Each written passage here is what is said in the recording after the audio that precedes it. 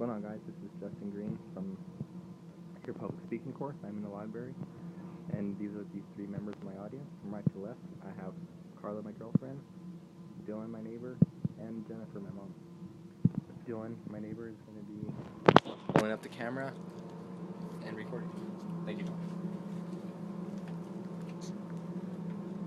Today I'll be discussing the necessary steps to get into law school and the most efficient ways to get into the school that you really want to get into.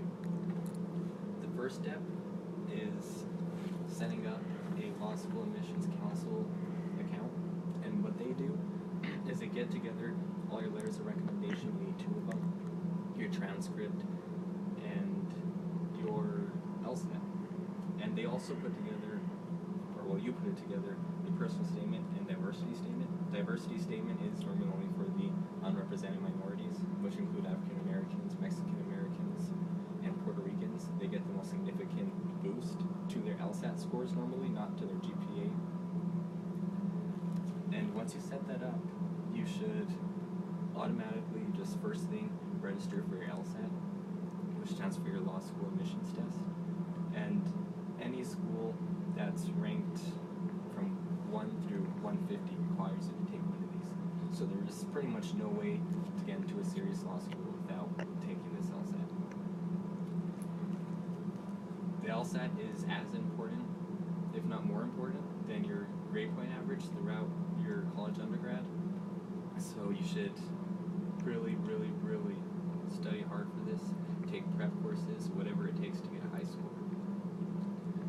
You should be looking at right now to get into the 160 range, and a 160 is actually the 80th percentile, but with the proper studying, it's not hard. The LSAT is a very learnable test, and there's different test prep companies such as PowerScore, TestMasters, Blueprint, and Kaplan. You might see a lot of them throughout school if you do go to campus, and they have different preps that they can give out. They give out just simple books that can help you out, or they actually give you full-length tests with actual teachers who teach you the proper ways to do well in the 3 different sections, which is logic games, logical reasoning, and reading comprehension.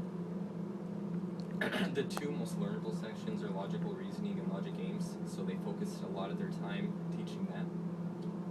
Once you get this straight and done, you'll want to purchase a CAS, which is what the LSAT company sends out to all the law schools that you apply for, and it puts together your letters of recommendation, your college transcripts, and your personal and diversity statements.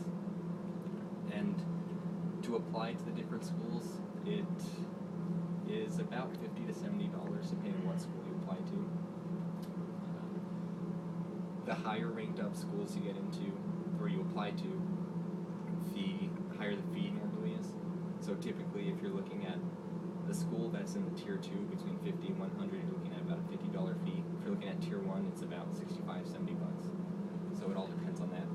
Usually you want to apply to reach schools, which are schools that it's unlikely you'll get into, but one of them might grab you and you might get lucky.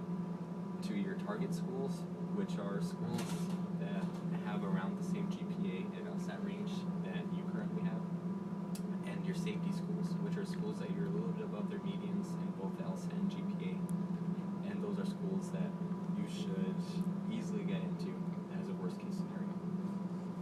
So after you do this, after you take your LSAT, send out everything, you are going to be waiting at least 3 to 4 months before you get any results in from the schools that you apply to and what their decisions are. A lot of students get waitlisted, and that can take anywhere up to 7 or 8 months before you even know what school you get accepted into. So it's best not to for sure decide on the school that you're going to until you get off a waitlisted school, which could be a higher ranked school that you really have high hopes for, but you don't think you'll get into. You never know what can happen. So after this, you get accepted into the school you want to get into. You can spend your summer reading up a little bit on how to do well in law school, on how to get into even the top 10% of your class. That's important right now. As a job market isn't the best for law students. Even if you get your JD, it's not a guaranteed position into a law firm. So you'll want to do well in your classes. And from there, you can potentially be making some pretty good money. So just to recap, make sure that you sign up for your LSAC account, Law School Admission Council account. Very important. Take your LSAT. And you'll want to take your LSAT either June or October if you can, if you're going to apply for the next cycle. And law schools only accept people for their fall semester, so you can't join midway in. So it's best to take it in the June LSAT or the October LSAT, as they're enrolling admissions. So they'll accept people right away. And they have a December and February LSAT, but that should only be a worst case scenario because your chances of getting into the law school you want to get into are going to decrease.